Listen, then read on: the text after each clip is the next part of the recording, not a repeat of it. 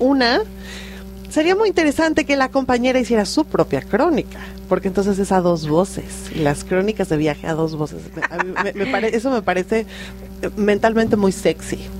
Pero, además de todo, lo que quiero solicitarle que sea tan amable, porque hay muchas personas que nos escuchan de diferentes formaciones, de diferentes entornos, que le cuente al público qué significa metaliterario. Oigan, momento. Sí. Esa sería la palabrota de hoy, metaliterario. Okay. A ver, venga. ¿Qué les parece? Venga. No voy a poner el audio porque estoy hecha bolas aquí con estas fallas técnicas, pero hagan de cuenta que puse la palabrota. No, tengo que decir, la gustada sección de la palabrota. Y entonces ahí es donde el doctor dice, metaliterario. Pues quizá parezca muy misterioso, pero fíjate, no lo es tanto. Esto proviene del prefijo meta, ¿no? Y se puede aplicar no solamente a la literatura, sino a cualquier tipo de descripción. Meta quiere decir más allá, ¿no? Entonces, cuando se menciona metaliteratura, quiere decir que va más allá de la literatura, en el sentido de que la misma literatura puede explicar el fenómeno literario. Metalenguaje, el lenguaje puede explicarse a sí mismo con el lenguaje. Metafísica, ¿no? Esos fenómenos que van más allá de la física, de la realidad material en la que estamos. No es un término meta, no es un prefijo exclusivamente de la literatura del lenguaje, sino es un fenómeno en general del discurso, del habla universal. Se puede aplicar a cualquier... si alguien habla de sí mismo, es un metadiscurso. Ese discurso habla uno de sí mismo. Si la literatura habla de la misma literatura, eso es metaliteratura. ¿Qué tal con la palabrota? No podía faltar la sección. Me parece muy bien. A ver, doctor, entonces, ¿de qué se trata Mi letra no es en inglés? Mira, ese libro yo le tengo mucho cariño porque fue mi primer libro publicado y me dio muchos beneficios. Primero porque se escribió como mi tesis de licenciatura para la Universidad de Sonora. En ese entonces yo estaba de estudiante de intercambio en la Universidad de Arizona, en Arizona State University, en Phoenix, y ahí descubrí un periódico que es el periódico que tiene el récord de mayor existencia en español en Estados Unidos. Ese periódico se llamaba El Tucsonense, de la ciudad de Tucson, y fue fundado a principios del siglo XX y duró hasta principios de los años 60. Perdóname que lo interrumpa. ¿Tucsonense es el gentilicio de Tucson? Correcto. Muy bien, correcto. apunta, eso sí. Es muy sabio. Otra palabrota. ¿Cómo se llama la gente de Tucson? Tucsonense. Correcto. Muy bien. En ese sentido, descubrí ese periódico y analizando el contenido de ese periódico, encontré que manejaban secciones literarias, no solamente noticias como lo hace todo periódico.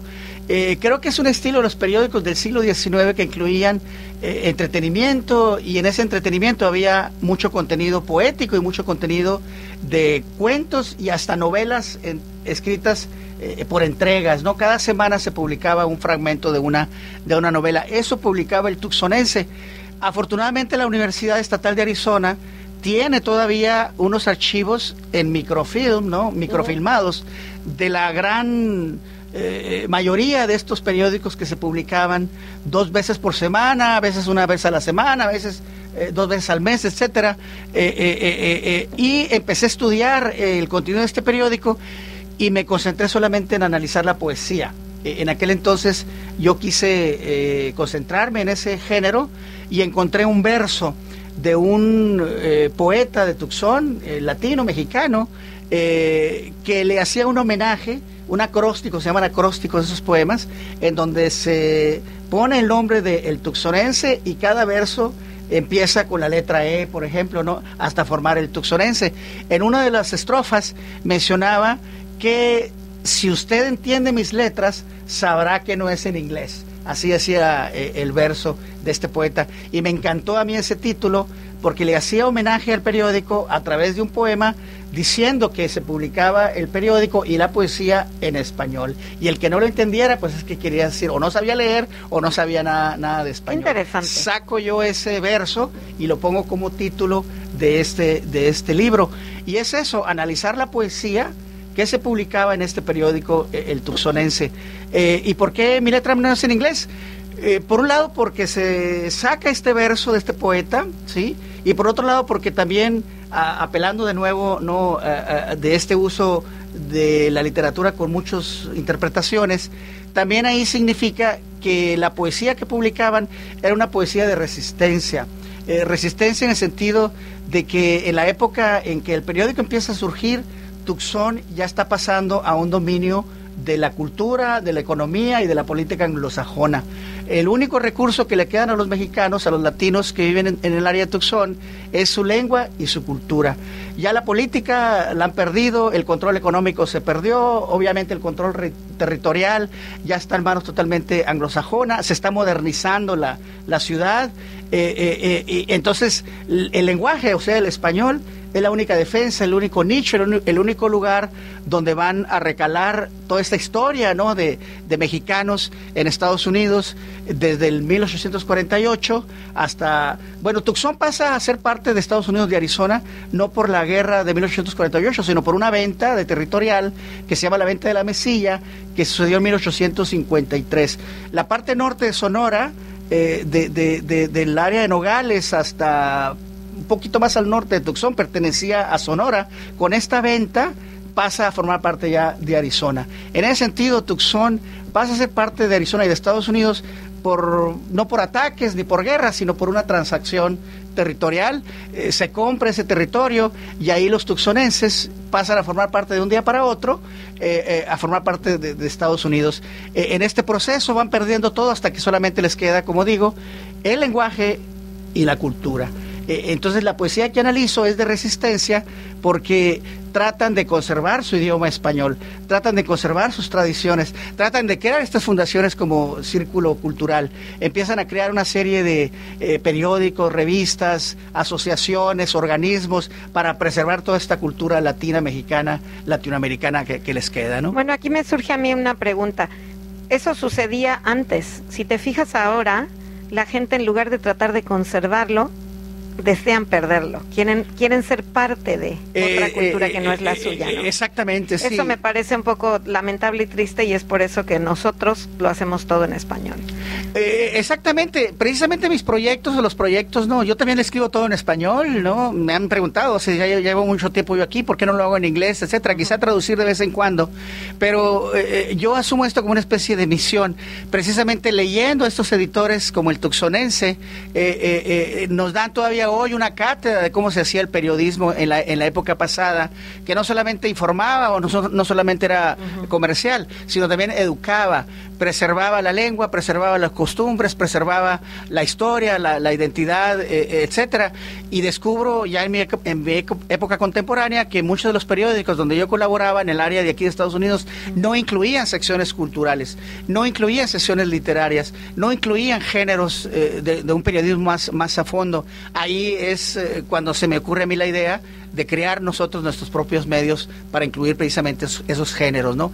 Con Culturador, que ya lo mencionamos, es una revista electrónica que todavía existe, que circuló mucho tiempo en papel ahí en el área de Arizona, fundada precisamente por nosotros.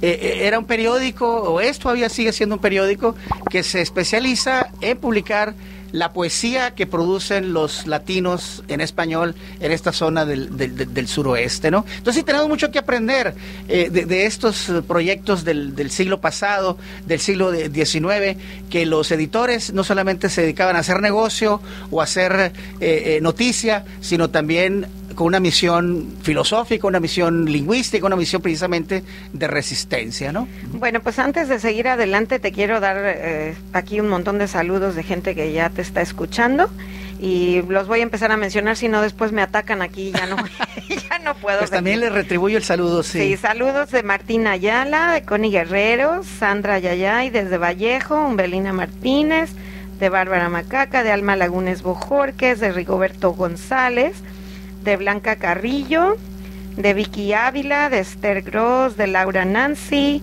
de José Luis, señor Padilla, así se nombra, y del señor Zurita.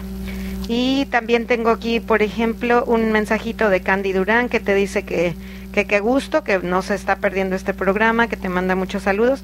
A Candy la conocí yo aquí en Telemundo hace mucho tiempo. Sí, ella es una de mis estudiantes que fue precisamente una de las más destacadas de su generación. Ella es una chica productora aquí en Telemundo, que ya no está, por cierto, aquí, pero te manda saludos, te está escuchando. Y también Guillermo Mundo Palacios, que dice que te conoce personalmente, que muchas felicidades por estar aquí. Sí, y sí, bueno, don Guillermo, como no, un gran escritor de Sonora. Bueno, pues él te está mandando aquí saludos a través del radio y te está escuchando. Y también, como te expliqué en la mañana, porque han de saber que hoy desayuné con el doctor Murrieta y yo soy una igualada y no sé hablar de usted, aunque debería por estar aquí en el programa. Bueno, ya se me salió el tú y ni modo. Así somos los norteños. Yo no soy norteña, pero soy igualada. Bueno, también Lulu Soto, que nos escucha desde la ciudad de Acapulco. Y Gloria Sánchez, que dice que qué interesante, que qué buen invitado tenemos hoy.